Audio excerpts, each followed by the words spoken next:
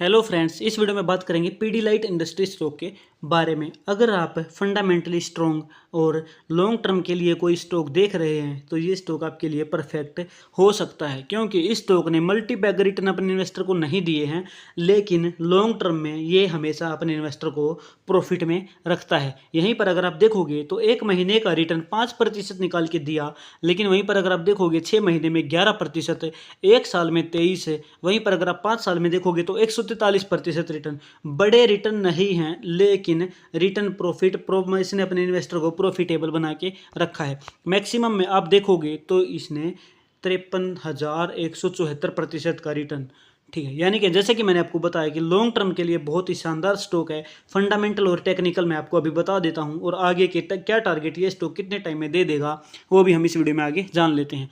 अगर बात करें बैलेंस शीट की तो कंपनी के पास रिजर्व जो है वो लगातार बढ़ते जा रहे हैं, जो कि एक शानदार बात है। कंपनी अपने हाथ में पैसा रख रही है, जब चाहे अपनी कंपनी अपने काम को, अपने प्रोजेक्ट को लॉन्च कर सकती है, नए प्रोजेक्ट पे काम कर सकती है अगर कंपनी के पास हाथ में पैसा होगा। यानी कि उसको बोरोविंग करने की जरूरत नहीं पड़ेगी इमीडिएट।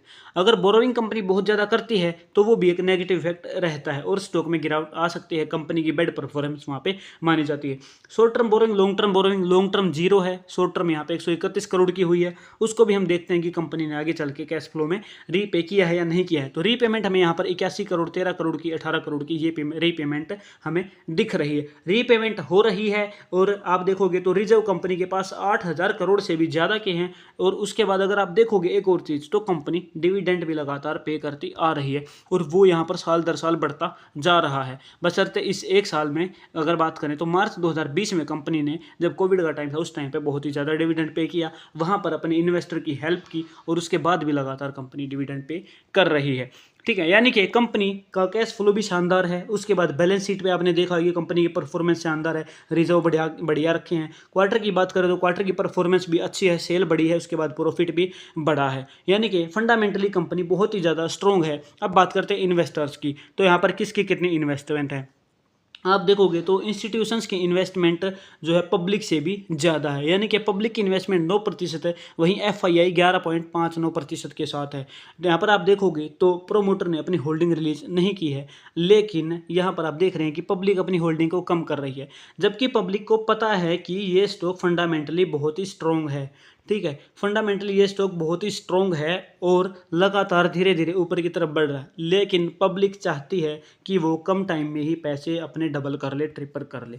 तो कुछ लोग चाहते हैं, लेकिन अगर फंडामेंटली स्ट्रॉन्ग लॉन्ग टर्म के लिए अगर आप स्टॉक देख रहे हैं तो पीडीलाइट इंडस्ट्री बहुत ही शानदार स्टॉक है। टेक्निकल पे अब हम इसके अगले टारगेट जान लेते हैं। टेक्निकल एनालिसिस की बात करें तो मंथली कैंडल्स मैंने यहाँ पे सिलेक्ट किए हैं। मंथली कैंडल के अकॉर्डिंग भी आप देखोगे ना तो ये स्टॉक लगातार हाइक बनाते जा रहा है। अगर आप यहाँ पर सोचते हैं कि कोई इंसान इस स्टॉक को इस पॉइंट पे बाई करता है 2,800 पे, उसके बाद से स्टॉक में गिरावट हो जाती है, तो भी ये 2,800 को ब्रेक करके दोबारा से नए टारगेट अचीव कर लेता है और ऑल टाइम हाई बना देता है। यानी कि फंडामेंटली स्ट्रॉन्ग स्टॉक को अगर आप लॉन्ग टर्म के लिए बाई करते हैं तो फिर आप उसको कहीं भी किसी भी पॉइंट पे बाई करें, वो आपको अच्छा प्रॉफिट निकाल के देगा ही देगा। अब बात करते हैं यहाँ पे प्रेजेंट में क्या हो सकता है। उसके लिए आप इसको वीकली या डेली टाइम फ्रेम पर सिलेक्ट कर सकते हैं। डेली टाइम फ्रेम के अकॉर्डिंग आप देखोगे तो ये स्टॉक ने अपना ऑल टाइम हाई ब्रेक किया, यहाँ पर इस प्राइस को 3,315 को ब्रेक किया और अब दोबारा से यहाँ पे सपोर्ट लेने की फिराक में है। यानी कि अगर अगली क्लोजिंग हमारी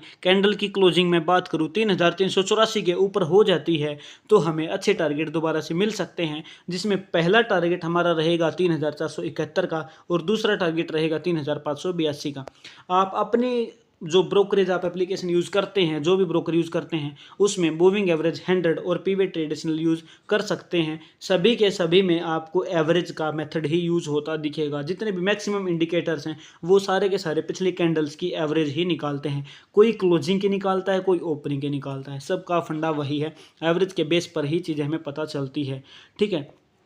तो अभी आपको अगले टारगेट मिल गए हैं। प्राइस की गिरावट अगर होगी तो मैक्सिमम सपोर्ट 3,227 का रहेगा। अदरवाइज डेली टाइम फ्रेम पे प्राइस अगर मूविंग एवरेज 100 पे आता है तो फिर से एक रिट्रेस और शानदार टारगेट दोबारा से आपको निकाल के दे देगा। तो मुझे उम्मीद है वीडियो आपको पसंद आई है। वीडियो पसंद है वीडियो को लाइक करें और चैनल को सब्सक्राइब करना ना भूलें। लॉन्ग टर्म के लिए इस स्टॉक को हमेशा अपनी लिस्ट में ऐड करके रखें। Thank you very much.